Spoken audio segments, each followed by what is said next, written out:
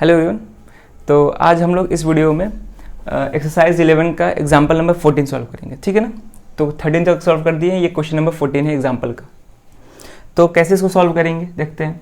Question है कि in right triangle A B C angle B equal to 90 degree, A B equal to 3 centimetre and A C equal to 6 centimetre, find angle C and angle A. ठीक है, ये question जो है कुछ similar है question 13 के, ठीक है। तो सॉल्व करते हैं इसको, कैसे करेंगे। तो यहाँ पे जो भी ट्रायंगल दिया हुआ है वो राइट एंगल ट्रायंगल है, यानी कि A B C right angle triangle है, जहाँ पे एंगल भी 90 डिग्री है। क्लियर है यहाँ तक। उसके अलावा यहाँ पे ए बी का लेंथ दिया हुआ है, यानी कि ए बी का लेंथ यहाँ पे 3 सेंटीमीटर दिया गया है। उसके अलावा ए सी दिया है 6 सेंटीमीटर, ठीक है।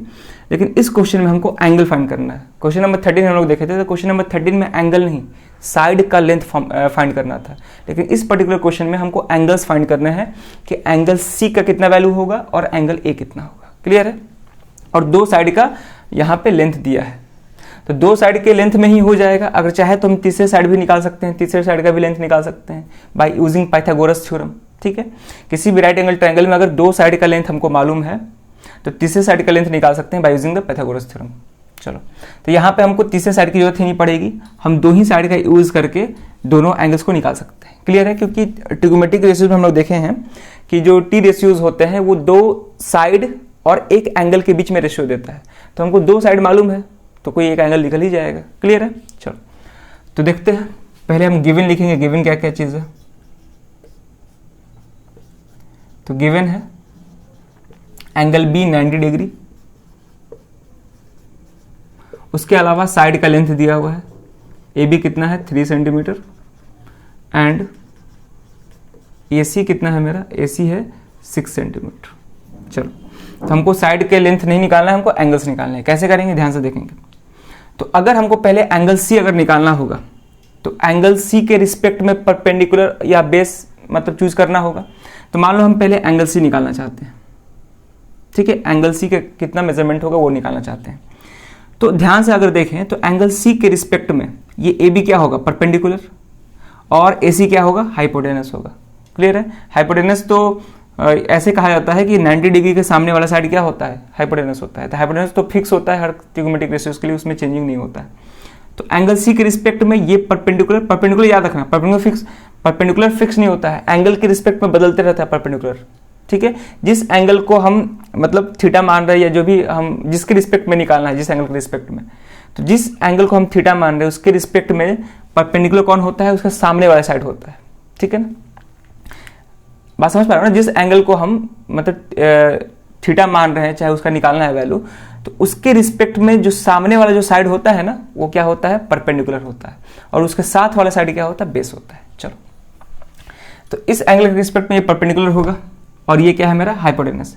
तो परपेंडिकुलर और हाइपोटेनस दोनों का लेंथ मालूम है, और किस टी रेशियोज में परपेंडिकुलर और हाइपोटेनस आता है, तो एक साइन हुआ और एक कॉसेक हुआ, ठीक है। तो जिसका मन है उसका यूज कर सकते हैं, साइन का भी यूज कर सकते हैं या फिर कॉसेक भी यूज कर सकते हैं। तो इसको हम थीटा बोल रहे हैं। तो अब लिखेंगे हम लोग कि चाहे छोड़ दो, थीटा नहीं, सी काम चले, सी से भी हो सकता है। तो क्या करेंगे, लिखेंगे कि इन राइट एंगल ट्राइंगल कौन है, ए बी सी, ठीक है। In right angle triangle A B C we have, ठीक है। अगर हम ए बी अपॉन ए सी का रेशियो लेते हैं, we have A B upon ए सी का रेशियो लेंगे, तो ये परपेंडिकुलर ही हाइपोटेनस है, तो किसके इक्वल होगा, साइन सी के इक्वल होगा। क्लियर है यहाँ तक। ए बी का लेंथ हमको मालूम है, ए बी कितना है 3 सेंटीमीटर, ए सी कितना है, ए सी है 6 बराबर साइन सी, ठीक है। तो यहाँ से क्या आ जाएगा, ये कैंसिल होके 1/2 आ जाएगा, तो 1/2 इक्वल टू साइन सी।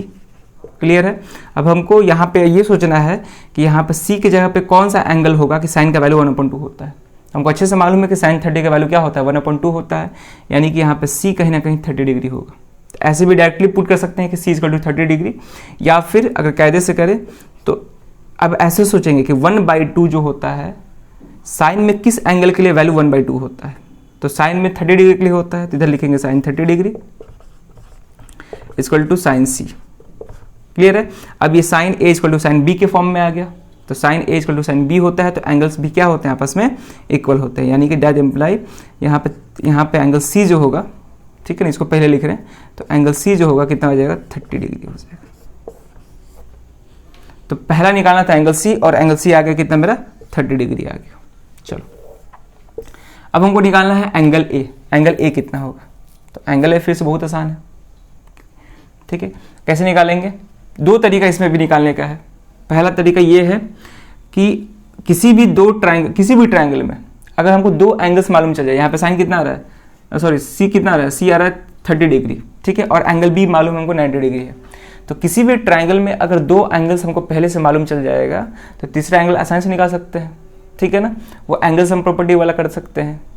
तो यहाँ पर हम लिखेंगे कि in triangle, angle sum property में क्या होता है कि किसी भी ट्रायंगल में तीनों एंगल्स का सम कितना होता है, 180 डिग्री होता है।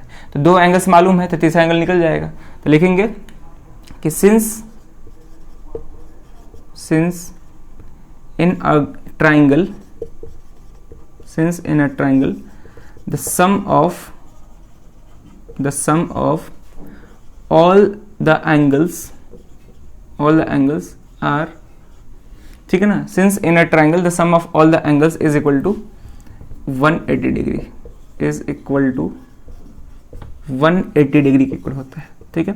तो therefore यहाँ पे एंगल कौन कौन से हैं, angle A plus angle B plus angle C कितना हो जाएगा, 180 डिग्री हो जाएगा।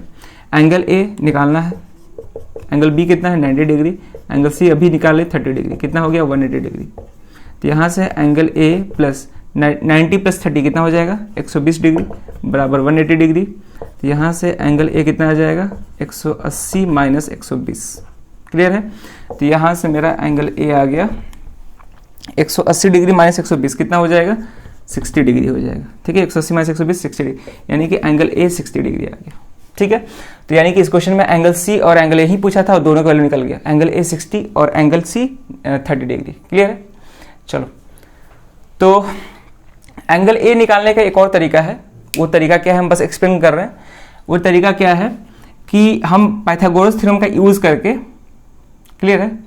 अच्छा एक और चीज, ये बेस, हाँ अब ध्यान दो, अगर ये एंगल A निकालना है हमको तो एंगल A के रिस्पेक्ट में बेस क्या हो जाएगा, एंगल A के रिस्पेक्ट में बेस AB हो जाएगा, ठीक है ना, क्योंकि हमको तो BC मालूम नहीं है।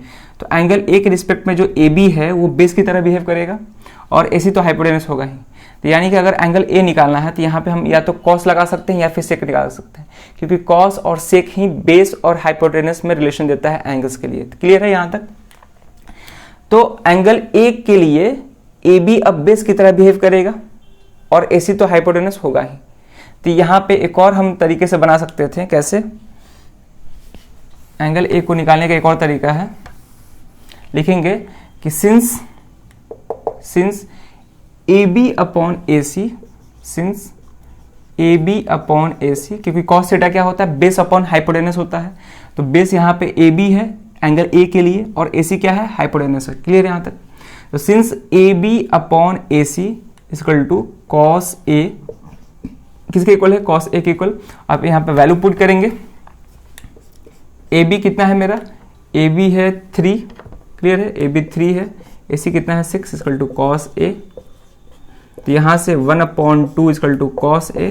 अब देखेंगे किस एंगल के लिए कॉस का वैल्यू 1/2 होता है, ठीक है। तो अगर ध्यान दें तो 60 डिग्री के लिए कॉस का वैल्यू क्या होता है, 1/2 होता है। तो यहाँ पर हम लिख देंगे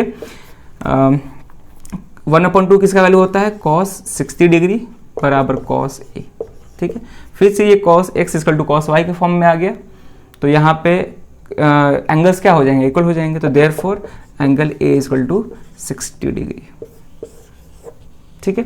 तो इस मेथड से भी सॉल्व कर सकते थे या फिर ये एंगल सम प्रॉपर्टी वाला से भी सॉल्व कर सकते थे। तो यहाँ पे लास्ट में लिख देंगे कि therefore angle A equal to 60 degree and angle C कितना है मेरा 30 डिग्री। ये हुआ आंसर, ठीक है, ये फाइनल आंसर हो गया। तो ये वीडियो मतलब ये क्वेश्चन समझ में आया होगा। तो इस वीडियो में केवल इतना ही, इसी क्वेश्चन के साथ हम इस वीडियो को एंड करते हैं। मिलते हैं नेक्स्ट वीडियो में नए क्वेश्चन के साथ।